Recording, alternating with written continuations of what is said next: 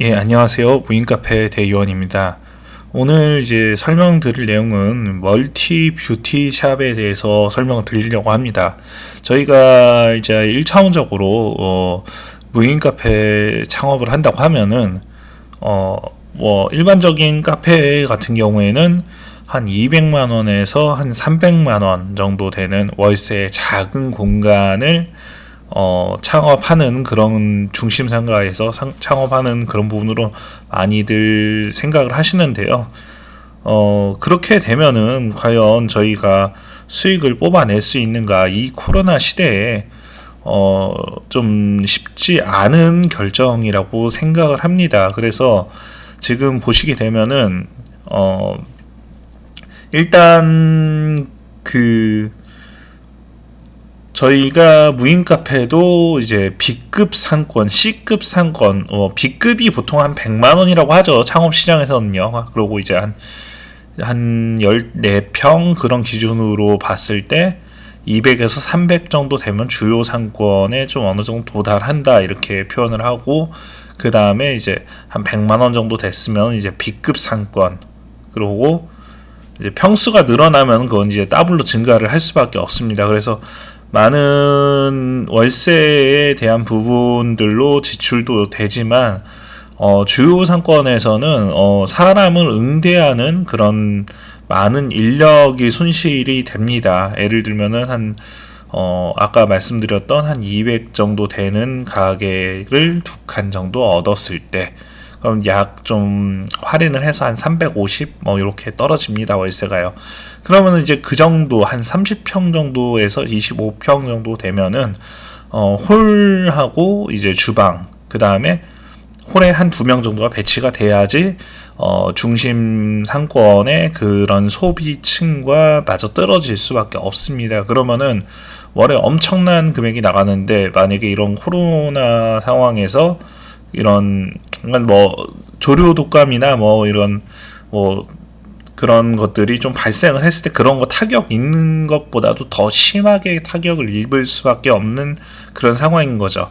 자, 그러면은 일단은 저는 미용 자격증이 있고 그런 협회나 그런 게 교육 같은 것도 많이 좀 받아봤어요, 사실은요.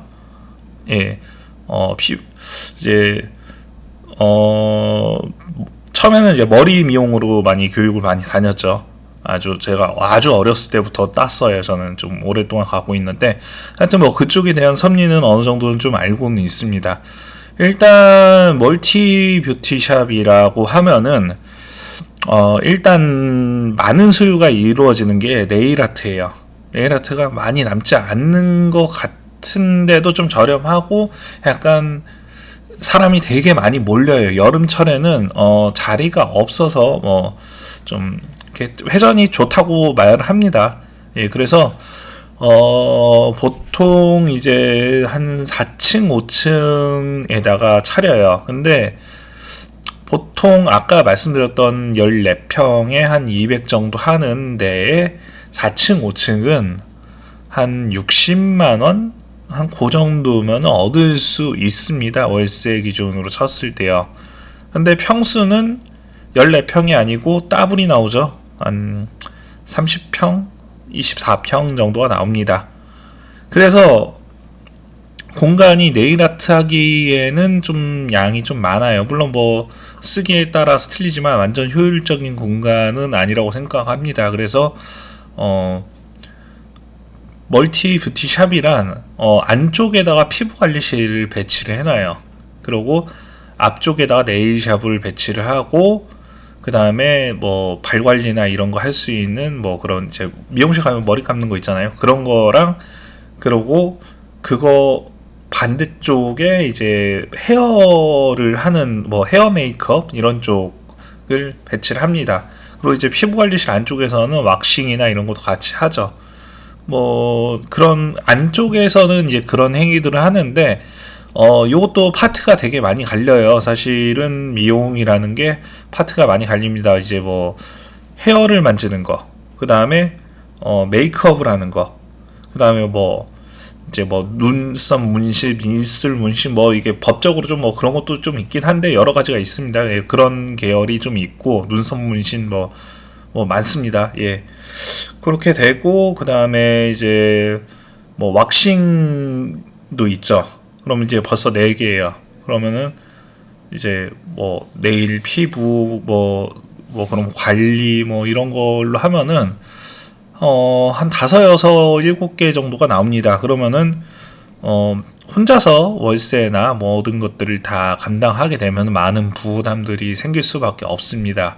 근데 이 5명에서 보통은 한 3명 정도가 같이 동업을 많이 합니다. 그러면 이제 월세가 50에 관리비가 한 15만 원 정도가 나오죠. 한 평당 5천 원 대비 나오니까요. 예. 그래서 한 15만 원 정도 나오는데 이건 진짜 제가 뭐 그런 걸 운영을 해보고 말씀드리는 거예요. 저도 당산에서도 오픈을 몇 번 했었고 그때는 좀 평수 되게 중심가 쪽에서 크게 해본 적도 있습니다. 예. 그래서 일단은 지금은 제가 지금 아까 말씀드렸던 그런 것도 가게를 하나 갖고는 있어요. 예. 한 24평에서 한 27평 정도 되는 걸 하나 갖고 있어요. 근데 이제 일단은 그렇게 해서 4명, 5명 이렇게 모였어요. 그러면은 여기서 그런 아이템들이 공간을 되게 많이 안 차지한다는 거예요. 그러면 이제 4명 정도에서 5명 정도가 모여서 하면은 전혀 부담이 가지 않고 손실이 날 수가 없어요. 손실이 나도 버틸만 할 정도의 그런 것들을 보여줍니다. 그래서 그렇게 되면은 이제 문제가 되는 게 한 4명, 5명 하면 약간 좀 타이트해요. 그러면은 저희가 미용실 가면은 2층, 3층 뭐 이런 데 있는 미용실 가면은 그런 거 30평, 실평수는 한 24평 정도 나올 거예요. 복도랑 이런 거를 이제 공동 면적으로 치다 보니까 한 23평, 24평 정도 나오는데 보통 2칸은 얻습니다. 미용실 같은 데가요. 멀티샵이라고 하면 2칸 정도가 있어야 돼요. 고객 대기실이 한 그거 공간 대비 3분의 1 정도를 차지하게 되죠. 그럼 여기서 2가지로 갈립니다. 2칸을 얻어서 조금 더 넓게 쓸 수 있게끔 3분의 2 정도를 먹고 3분의 1을 무인 카페로 하고 거기서 먹고 쉬고 약간 이런 거를 교차하는 그 딜레이 타임이나 이런 것들을 번호표 받는 식이나 아니면은 그냥 뭐 이렇게 연계성으로 하면은 거기 또 4명에서 5명 정도가 있는 상황인데 그걸 관리하는 게 그렇게 어렵지 않아요. 절대. 그러면은 뭐 이렇게 할 수 있는 거죠. 뭐 멀티 자판기를 넣고 뭐 내가 만든 음식들이나 이런 것들을 판매를 한다든지 서로 교차해서 수입 배분을 하면 되는 거니까요. 그러면 이제 나중에 또 밤 시간께는 또 그 네일 일단은 5가지 아이템이 있으면요. 네일 아트가 손님이 제일 많이 와요. 일단은. 그러면 이제 그 많이 왔을 때 다른 소비들이 네트워크로 연결이 될 수밖에 없어요. 그래서 이 멀티샵들을 많이 고집을 합니다. 예.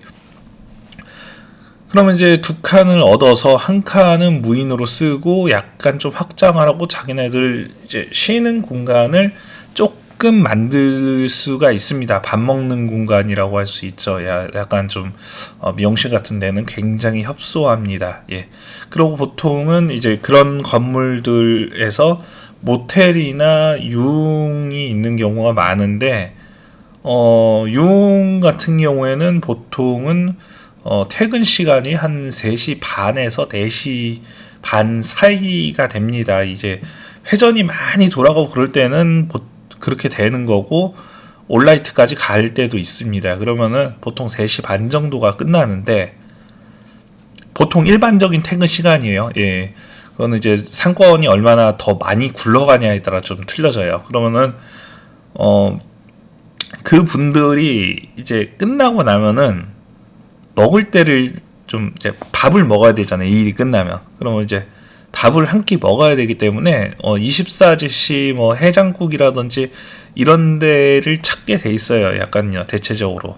그리고 일하던 도중에 잠깐 좀 쉬러 갈 수도 있는 거고요. 근데 그 건물 안에 그런 게 있다 하면은 뭐 음식이 멀티 자판기나 이런 것들이 좀 약간 좀 사람이 신경 써서 이렇게 하면은 이런 것도 활성화가 될 수 있습니다. 그래서 아니 뭐 복사라든지 팩스라든지 이런 건물이나 그런 데들은 없다는 거예요. 그러면은 복사, 팩스 뭐 이런 여러 가지 요소들이 있으면은 효율성이 나올 수가 있습니다.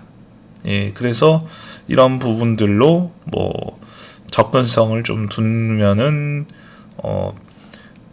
B급 한 가격은 C급이죠. C급 가격을 한 B 플러스급의 유동 인구를 빨아당기면서도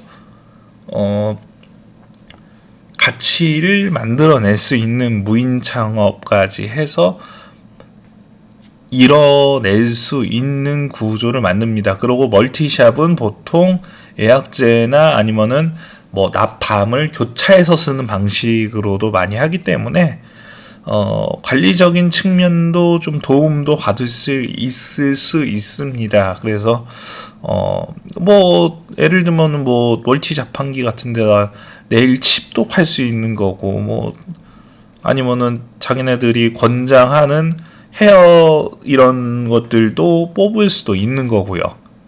그럼 거기 가서 그냥 자동으로 뽑으면 되는 거예요. 그러면 기다리면서 아니면 뭐 TV에다가 이런 헤어 에센스가 이렇게 되는 거 CF 같은 걸 여기서 한번 돌려준다든지 이제 이런 부분들은 제가 봤을 때는 이제 정형외과 같은 데나 병원 쪽 뭐 이런 쪽이 제일 좀 많이 쓰이는 방법이에요.